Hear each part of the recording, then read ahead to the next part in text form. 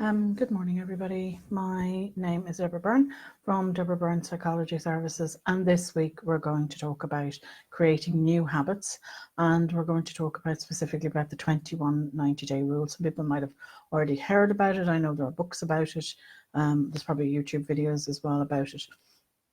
So let's talk about creating new habits, because that's the main focus really. And how can I create new habits? Because for most of us, within the first few weeks of the new year, we drop our New Year's resolutions. And in fact, 90% of people have dropped them by the middle of next month. And that's it, then they're gone for the year, and we tend to give up. So if you're somebody who wants to change that and actually wants to succeed at this new goal or new habit, maybe these tips will help you. So the 21-day, people think of this as how can I create a habit? And people have come up with the idea that 21 days is what we need to do. If we do it consistently for 21 days, it becomes part of our lives. That unfortunately is wrong. It was some research that was done, and it was misinterpreted. Basically, what happens is if you do something consistently for 21 days, it starts to become embedded in our lives. So we start to get used to doing it. But for it to become a permanent, actionable habit in our lives on a daily basis, we need somewhere more closer to 60 to 90 days for it to become permanent. So this is where the 2190 comes in. So the 21 days will get you started, we'll get it established, and then to make it permanent, we need the 90 days to make it permanent. And that can be a lot, that can be very off-putting for many people. But if we do a little planning, and if we create something that's very small, then we're more likely to succeed. A lot of the times when we take our New Year's resolutions, they are in fact very big goals, and we fail to break them down.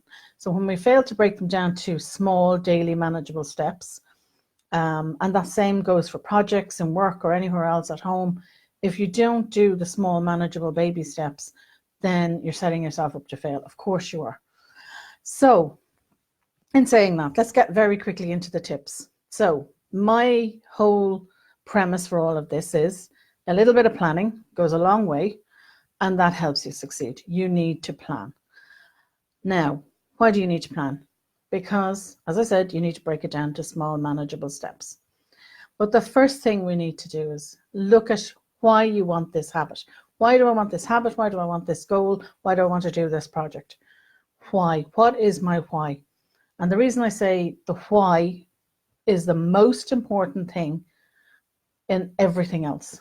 It'll feed everything else. It'll get you going, and it'll also continue the momentum. Because our brain, basically what happens is this guy up here, this part of our brain up here, the front part of our brain, decides this is a great idea. We want to do it. We want to, we want to get going on this. But this part of the brain, in fact, uses an awful lot of energy. And you run out of that energy around day 3, and things start to slip. Either because, the goal is too big, and you started off with all this enthusiasm, and then this guy up here, the prefrontal cortex, he goes, okay, I've had enough. I really need a break now, because I'm using an awful lot of energy. I'm using a huge amount of energy that, that the body needs, and it starts to shut down because it's tired. And then the old reliable lizard brain, down further in our brain, lizard brain, he does all the automatic stuff. When you start to learn to drive, that's where all your driving skills have gone to. When you learn to brush your teeth, when you learn to walk, everything that's automated in your life, learning to eat, anything at all, this is where it all happens. The automatic processes happen. They don't require an awful lot of energy. You don't need an awful lot. Your brain doesn't need to use an awful lot of energy to tell your body how to breathe. Well, you want your habit to get back in there. That's where the 90 days comes in, to get it right down into the automatic habit. And that doesn't use an awful lot of energy. So After 3 or 4 days, we get what we call the 3-day hump. We hit a bump in the road and we lose energy and we lose focus and we lack motivation, all because this guy up here, the front part of the brain, has lost its energy. It's used up too much energy. And the guy who doesn't like to change but runs the show all the time, the old lizard brain, kicks back in. All he does is sit there. He waits for this guy to run out of energy. So he kicks back in and goes, that's okay. We just won't do it. We won't go to the gym. We won't do whatever it is. We just won't do it. We'll start not to do it. We might skip a day, might skip an hour. Maybe we won't do as much, and then things go back to normal. And you've lost the new habit. You've dropped the goal. The project goes out the window. But if you've got a why, that gives you a good reason to keep going. It gives you the best reason to keep going. Because you've got to keep going in order to get the lizard brain engaged, to keep him. So you keep having to say to this guy, no, we're going to keep going. And that's why we need a why. That's why it's most important. And the second reason it's most important, we have to trick the lizard brain into doing what we want to do. Therefore, we break it down into the smallest possible chunk we can and make it manageable. If it's too big, you're using too much brain energy, you run out of steam. But if it's small, and the smaller it is, the better it is, and the more manageable it is. And in fact, then the lizard brain doesn't even take notice of it because it's so small. He doesn't care what's going on. He doesn't really, oh, I'll run whatever I normally run. You take care of that. It's okay. It's okay. I'm not even going to notice you're doing it. And that's where, if you can do small, steady steps with a foundation of your why, it will help you succeed more. So that requires a bit of planning. The other thing is when you have it all planned out and you have your daily steps done, you have your daily chunks, the smallest chunk, remember, that you want, you need to schedule it into your planner, whether it's an online planner, whether you're using your phone or you're using something like Google Calendar or whatever it is, or you have a family planner up on the calendar, up on the wall, or, you have, if you're like me, I like my paper and pen, so I have my Filofax, something like that. You have to have a planner. You have to write it down. You must schedule it in. Because if you don't schedule into your day, it's just not going to work.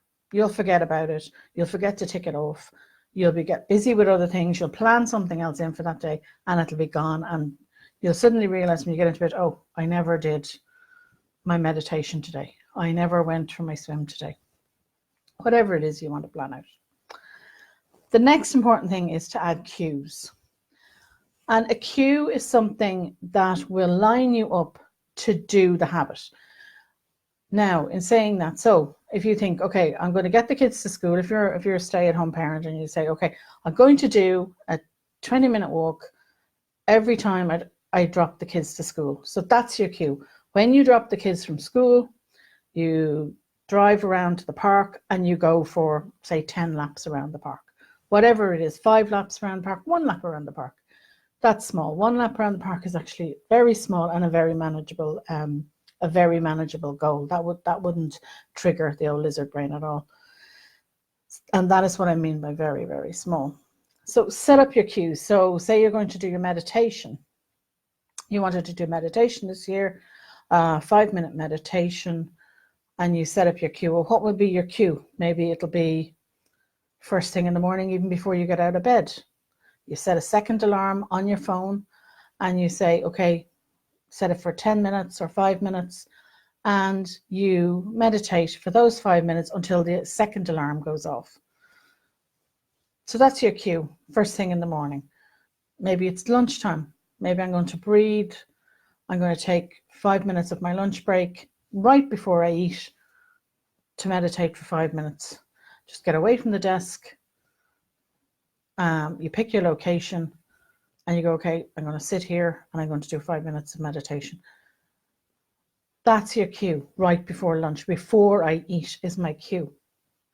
So think about your cues. You have to plan these out. Think about them. Write them in. Write in. That's when you schedule it in. That's when you schedule your habit in right after breakfast, right after dropping the kids to school, right after, just before you eat. Think about that at lunchtime.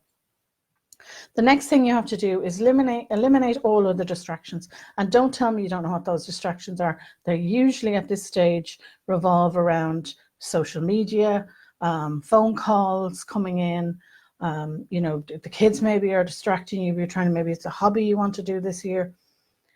You need to plan out to eliminate those distractions. So maybe you need a babysitter, maybe you need to join a group for that hobby. Maybe you need to set up a specific workspace. Think about that. That's all planning, and it's all about eliminating distractions. That's very, very important. And the next thing to help you along will be to set up a rewards and treat system.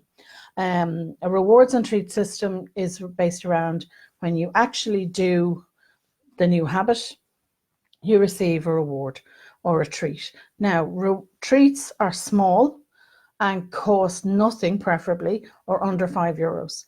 A reward is for something bigger. Maybe it's a milestone you get to the end of the week and you decide, okay, I deserve a bit of a reward, but they cost money. Now, I talk about treats and rewards and how you can set up that kind of system more in the blog, and you can check it out at www.DeborahByrnePsychologyServices.com. So do check out the blog.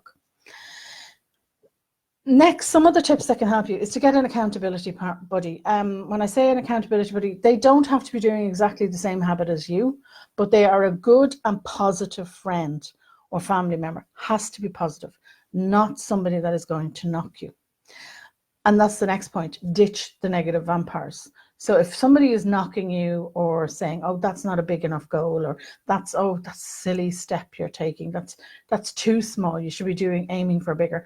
Ditch them. You don't want them. Okay, do not want those people in your life. No matter how big the goal, no matter how many steps you take, it's never going to be good enough for those people. So just ditch them. They will constantly criticize you about something. They will always find something to criticize. So just ditch those. Get the accountability buddy. And as I said, they don't have to be doing or working towards the same goal as you are. They do not have to be working on the same habit as you, but you're both supporting each other in a positive way. And then the next thing is to review often so that you can course correct. So, you can review at the end of a night and you can review at the end of a week. And that is the entire length of time I would recommend. If you let it go for a few days, then at the end of the week would be your cutoff point for doing a review. You need that in order to course correct. So if something maybe has become, you realize after doing it for a few days that it's too big a step, maybe you need to pare it back down again. Maybe, I realize that's a too big a step, that I'm trying to take on too much at once. I'm going to cut it down. And then, so you use your review to do that, to course correct.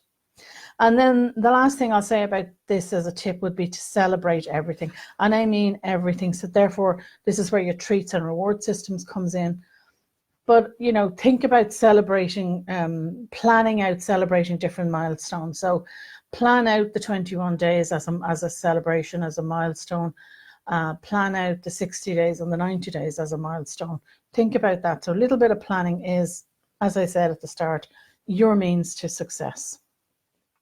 In terms of breaking old habits, I do have a piece in that blog as well about breaking old habits, and you can check that out. But you would do the reverse. You do the same thing, but you would you would be monitoring breaking the habit. Now, a word of caution there is if you were trying to introduce or delete an old habit, what I would suggest to you is introduce a new habit first, because when you delete an old habit, I suppose the classic one would be smoking. If you do not have something to replace it, you're creating a void, and always with a void, you'll either get another negative habit in there, or you'll go back and relapse to the old negative habit again. You're better off setting up a new habit and then working on deleting the old habit. So create the new habit first, in order to, you're almost like pushing out the old habit. So I do have a word on that in this week's blog. Now, that's it for this week on the blog. And just to say to you that I will be talking about this and a lot more, and going into it in a lot more detail in the new book, which is coming out at the end of the month. And I will also have a course. It'll be quite an extensive course working with me in a very small group, and that will be also released at the end of the month. And you'll be working with me for about anywhere up to between 9 to 12 months as this very small group, all based around the book. The book is going to be all on self-care and creating these new habits around self-care in your life for this year. So if you're interested, do keep an eye out for that. I'll be talking in more detail about taking small steps, creating new habits, in more detail about how your brain works and how to overcome this, and also about the 3-day hump and a lot more. I'm going to be talking about self-esteem and communication and a whole host of topics that are very relevant to women that we need, we may find ourselves needing to work on. So keep an eye out for the book at the end of the month and for the launch of the course as well. And I will, of course, see you again next Saturday morning. And thank you all for listening. And good morning to Deirdre, as always, and Colette. And I will see you all again next Saturday. Thank you.